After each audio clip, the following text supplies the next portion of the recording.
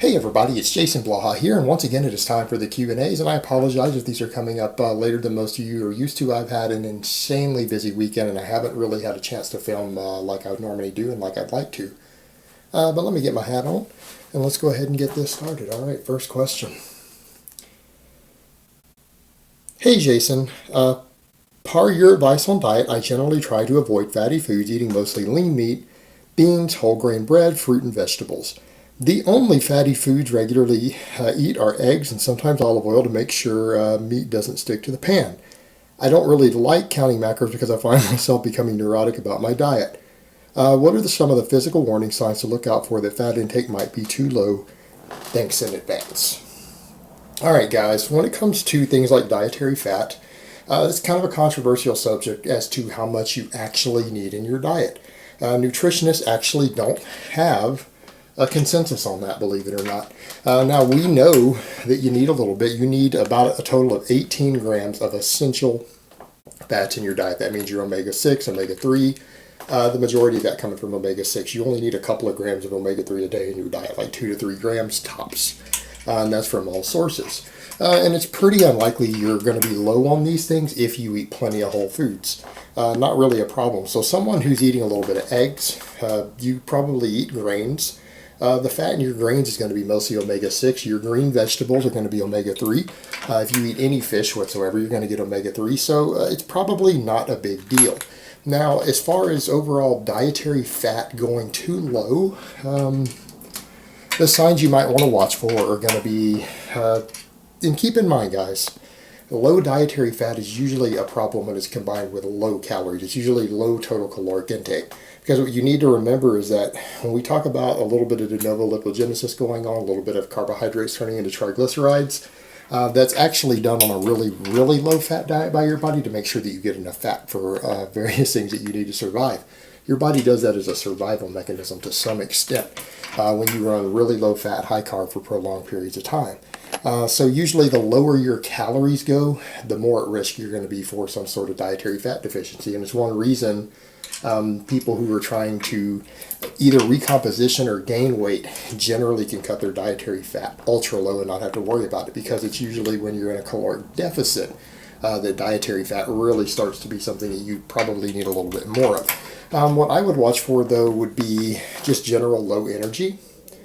Loss of sex drive. All right, a loss of sex drive is going to be a real big one, and people need to keep in mind loss of sex drive is not always hormonally or dietary related. There are other factors involved with that. But usually lower testosterone levels is usually something that goes hand in hand with it. Maybe your fingernails starting to get really, really brittle. Maybe your hair getting a lot drier than usual and starting to get a little bit unhealthy, like your hair starting to be unhealthy, more split ends than usual, drier than usual. Like I said, brittle fingernails, loss of sex drive. Those are the sort of things that you generally want to watch for as a sign that your dietary fat might be too low. And if you start to have those things happen, that's fine. Throw a little more fat in your diet.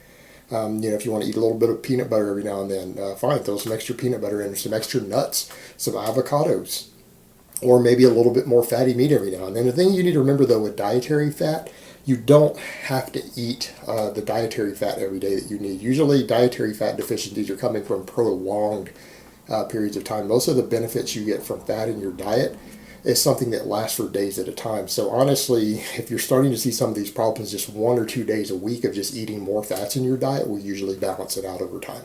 It's not like you need to add extra fats every day if you start to get a deficiency, because things like fat-soluble vitamins and all that can stay in your body up to a week. They're not like water-soluble vitamins that you need to consume on a more regular basis.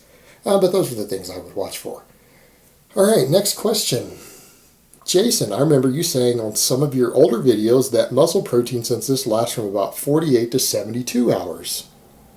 On your more recent video, you say that the time is about 28 to 48 hours. Any new study came out with these new numbers or what? Okay, there's some confusion here. I have always said 28 to 48. I've been saying that since literally I had 25 subscribers on my first channel that doesn't exist anymore.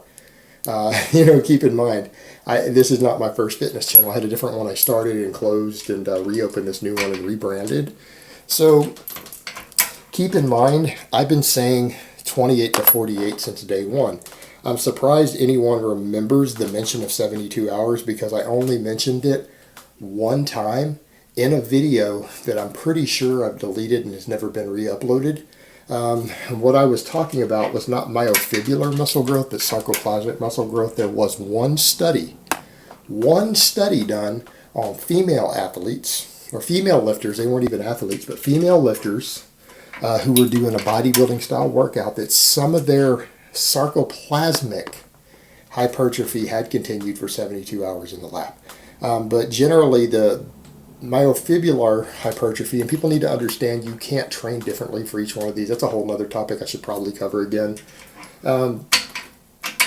Is always within 48 hours. Is that we found in one study that I saw, and that's why I reported on it, because that study was different, that they had found some specifically female lifters who their sarcoplasmic muscle protein synthesis had actually stayed elevated for 72 hours, meaning those women, parts of their muscle cell, not the entire muscle cell, not even the part we think of as most important, the contractile proteins, but the volume inside the sarcoplasm of the muscle cell had continued to see muscle growth for 72 hours after they trained.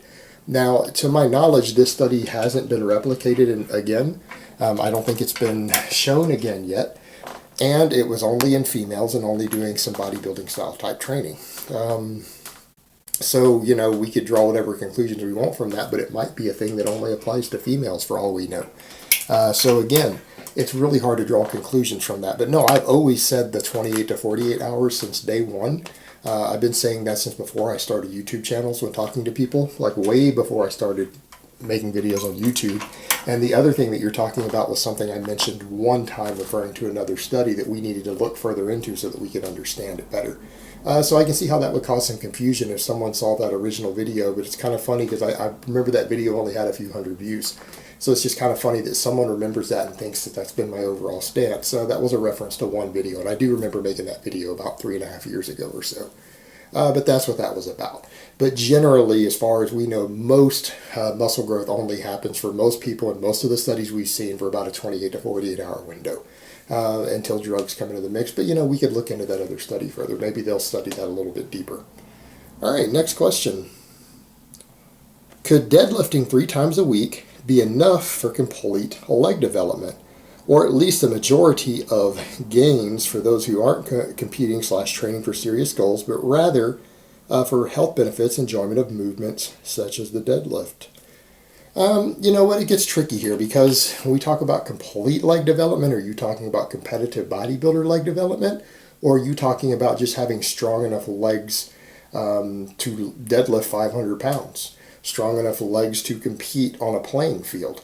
No, squats aren't necessary, and in fact, deadlift and all your other full body movements are generally enough for some people if you're doing them frequently enough and with enough workload to stimulate good leg growth. It's not necessary to train all functions of a given muscle to make it grow. It can be helpful, and what I mean is quad development, for example. If you're doing squats along with your deadlifts, you're probably going to find it easier to get full quad development.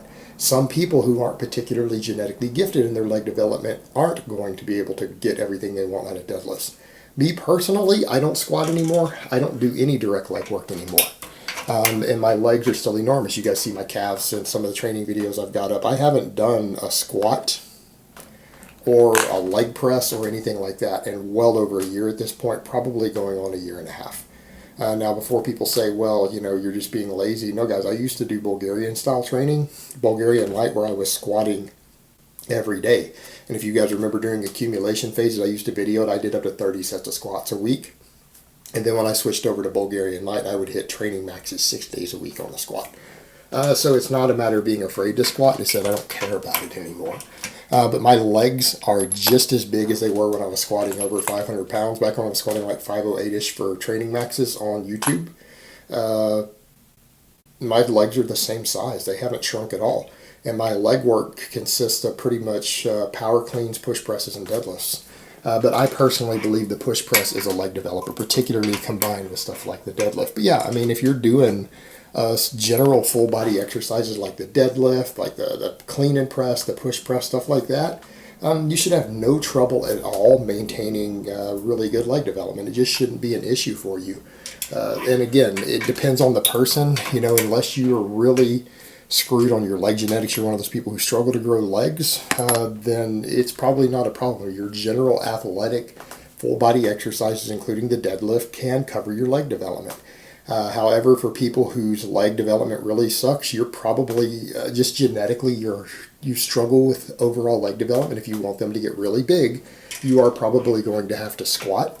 And that might even include throwing in leg presses and other stuff like that. As much as I might laugh about things like the leg press and the machine hack squat and stuff, they have their place for someone who really struggles with leg development, who maybe their lower back becomes a weak link in training their legs. Sure, those exercises do have their place, and not just for bodybuilders. I don't like to talk about stuff for bodybuilders, because really I don't give a fuck.